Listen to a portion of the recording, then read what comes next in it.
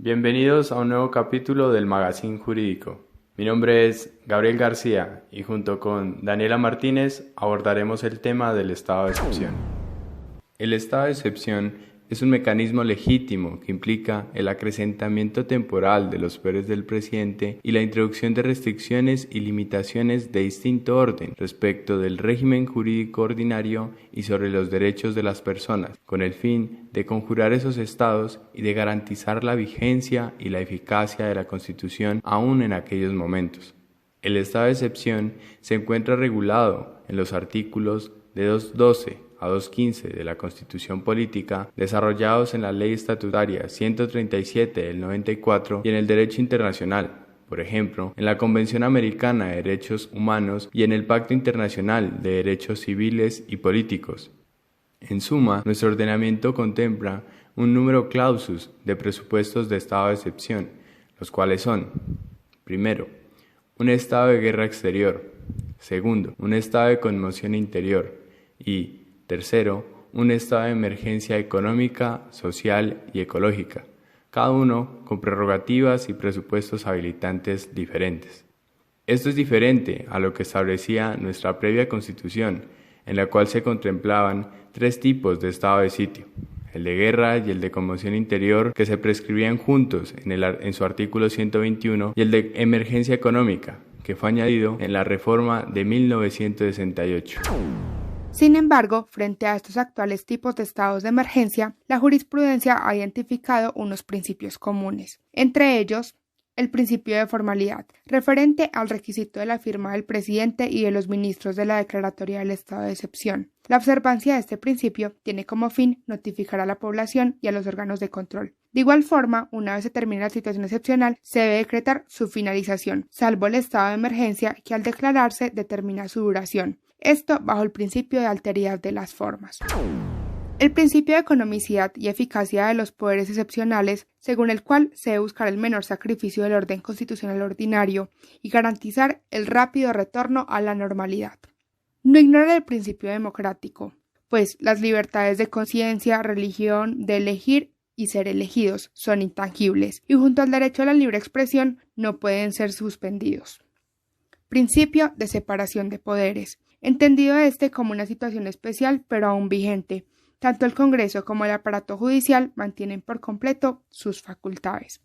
Los tipos de estado de excepción son independientes, es decir, su declaratoria y las medidas que en virtud de ello se adopten deberán adoptarse separadamente, pero pueden declararse en conjunto, pues estos no son incompatibles. En 2008, por ejemplo, se decretó estado de conmoción interior por el paro judicial y estado de emergencia social por las protestas de miles de afectados por las captadoras ilegales de dinero. Antes no era así. No existía una diferenciación entre los estados de guerra exterior y conmoción interior, lo que implica que para ambas coyunturas se podía recurrir a la misma medida excepcional. Los hechos habilitantes para la declaratoria de un estado de excepción y las alternativas de acción a adelantar para conjurar el hecho excepcional no son definidas en abstracto. No es del resorte del constituyente establecer aquella infinidad de posibilidades. No obstante, esta indeterminación es frenada por los siguientes controles. Primero, el gobierno debe enviar al Secretario General de la Organización de Estados Americanos y al Secretario General de las Naciones Unidas una comunicación en que dé aviso a los Estados partes de la declaratoria del estado de excepción y de los motivos que condujeron a ella. Segundo, puede surtirse un juicio de responsabilidad contra el presidente y los ministros cuando declaren los estados de excepción sin reunirse a las causales o por abuso en el ejercicio de las facultades extraordinarias. Con la Constitución de 1886 esto era diferente.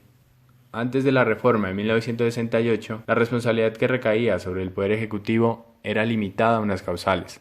Solo restringía la coacción o violencia en elecciones, atentar contra el derecho a la libre reunión y deliberación de algunos órganos políticos y la comisión de delitos de alta traición. Tercero, el control político del Congreso. Cuarto, el control jurídico de parte de la Corte Constitucional. Un control automático, material y formal de los decretos legislativos que se expidan en el marco del estado de excepción, mientras que antes de nuestra actual Constitución solo se aplicaba una revisión meramente formal. Por otro lado, está el control de legalidad de los decretos de alcaldes y gobernadores que realiza la jurisdicción de lo contencioso administrativo, la cual, hace poco, se encontraba con suspensión de términos y actuaciones. Quinto, no se permite la suspensión de derechos humanos y libertades fundamentales. Y sexta, el presidente debe dar una justificación expresa de la limitación que ejerza sobre los derechos y las medidas que tome deben cumplir con los siguientes principios. 1. Suficiencia. Demostrar que carecía de los medios legales para enfrentar la emergencia. 2. Finalidad. Que las medidas deben estar encaminadas directa y específicamente a conjurar la situación. 3. Necesidad. Dar claramente las razones que muestren la necesidad de la medida para cumplir con la finalidad. 4. El de no contradicción, es decir, que si se va a suspender una ley, hay que mostrar por qué ésta no es compatible con el estado de excepción. 5. El de proporcionalidad, es decir, que las medidas dependen de la gravedad de los hechos. 6. La imposibilidad de establecer medidas discriminatorias. Y por último, que la situación debe ser eminentemente temporal.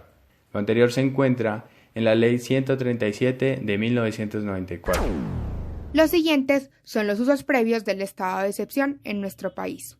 En los primeros 20 años de la Constitución de 1991, los gobiernos han decretado la conmoción interior 7 veces y ha sido prorrogada en 5 ocasiones. Por otro lado, el estado de emergencia ha sido declarado en 13 ocasiones. Son pues en total 25 declaratorias. Claro está, si incluimos las prórrogas de las conmociones. Antes de esta Constitución, la recurrencia de este mecanismo era más alta. Entre 1970 y 1991, Colombia vivió en un permanente estado de emergencia. Más del 80% del tiempo transcurrió en estado de sitio total, es decir, 17 años. En 20 años desde 1991, en cambio, menos del 15% del tiempo se ha vivido en un estado de excepción. Estos son algunos riesgos a los que nos podríamos enfrentar tras un estado de excepción. 1. La sociedad se acostumbra a graves limitaciones de derecho y a poderes supremos del presidente, inoculándola y exacerbando el hiperpresidencialismo. 2. La historia muestra que hemos sido víctimas de un círculo vicioso. Entre más crecía el aparato represivo, más crecía el delito y el conflicto que el mismo aparato quería resolver. Pues al tiempo que se incrementa el uso de la excepción y crece la ineficiencia del Estado, aumentan las razones aducidas por los gobiernos para justificar su uso y su fortalecimiento. 3. La ineficacia de los objetivos de paz y orden trazados por las medidas de excepción, a pesar de su casi permanencia durante ciertos periodos de la historia nacional, ha producido desengaño respecto de las vías institucionales y una cultura antijurídica que es una parte responsable de la búsqueda, en la sociedad y en el Estado, de mecanismos alternativos e ilegales destinados a conseguir tales objetivos, dando así un salto al no derecho. Esas dos últimas citando a García Villegas. Y para esta ocasión nos acompaña la doctora María Cristina Gómez Izaza, docente de la Universidad de Antioquia y doctora en Derecho. Muchas gracias y bienvenida. Esta pandemia ha mostrado las grandes facultades de las que se hacen los alcaldes en estados de excepción. Poderes que no tienen los mismos controles presidenciales ni una regulación clara. Entonces te pregunto, ¿cómo entender eso y qué problemas genera que ellos no estén con el mismo control? El control hecho a los decretos de los alcaldes bajo la figura del paralelismo de forma deberían hacerlo los tribunales contenciosos administrativos de cada departamento. Y sería un control de legalidad inmediato parecido al control que debe hacerse sobre los decretos del Ejecutivo, que son decretos ordinarios.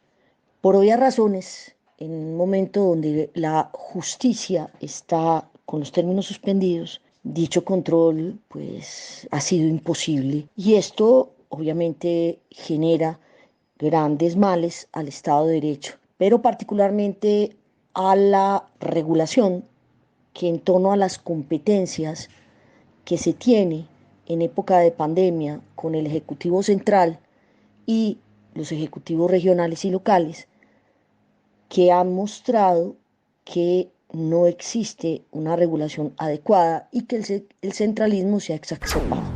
Bajo el entendido de que las medidas tomadas en el marco de un estado de excepción tienen como finalidad sacar al Estado de esta anormalidad y así hacer retornar la normalidad, ¿considera usted que las medidas tomadas por los gobiernos están haciendo eso o nos están condenando a la anormalidad? Aquí quiero referirme, por ejemplo, al hecho de tener 10 vigencias fiscales para devolver los recursos que sean usados del Fonden. Yo creo que el problema no está en el Estado. La idea es que la normalidad se supone debe ser conjurada para solucionar los problemas sociales y económicos. Y evidentemente ahí hay una crítica que apoyo, en la medida en que existen 10 vigencias fiscales y no sabemos los recursos que han sido trasladados justamente para que el gobierno central conjure todo el tema de las inequidades y de las desigualdades, si finalmente van a llegar a las regiones y van a llegar a las localidades. Estoy hablando de si van a llegar a los departamentos y en concreto a los municipios. Hay una gran discusión sobre quién tiene que revisar los decretos de cierre de fronteras, como el decreto 412, y el de establecimiento de la cuarentena, como el decreto 457, al ser estos expedidos con facultades ordinarias. ¿Usted qué opina sobre esto?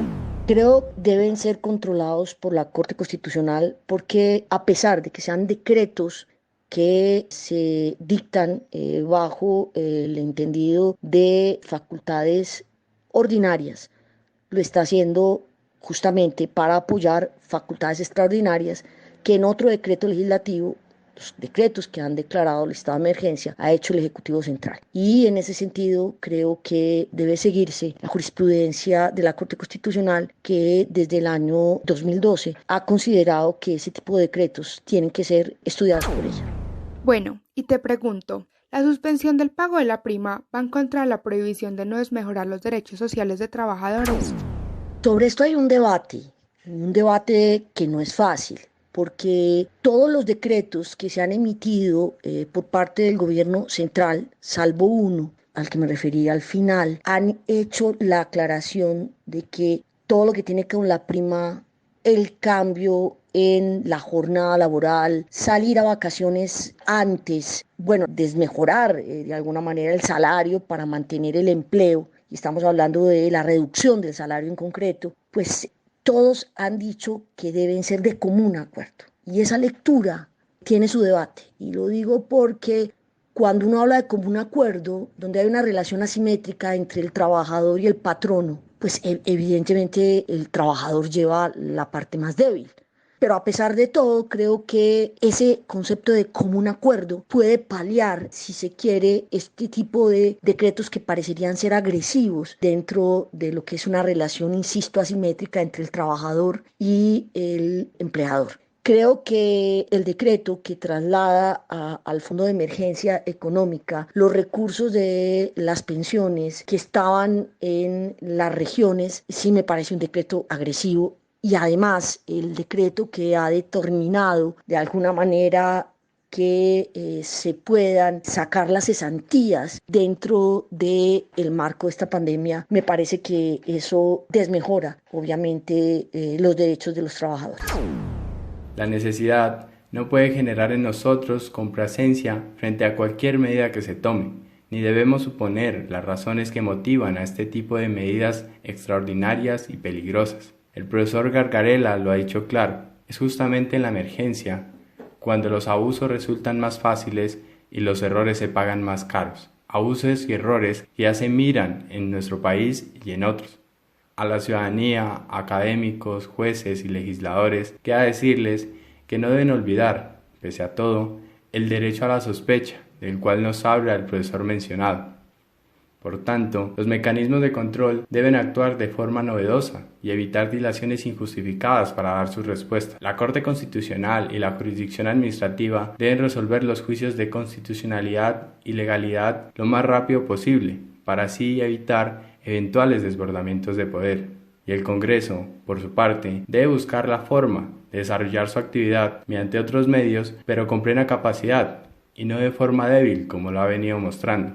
En esta situación, advierte el doctor Milton César Jiménez, director de este semillero, se está en un problema político, porque están en cuestión nuestros derechos y las posibilidades de una mejor democracia, una democracia social. Gracias por escuchar el Magazine Jurídico.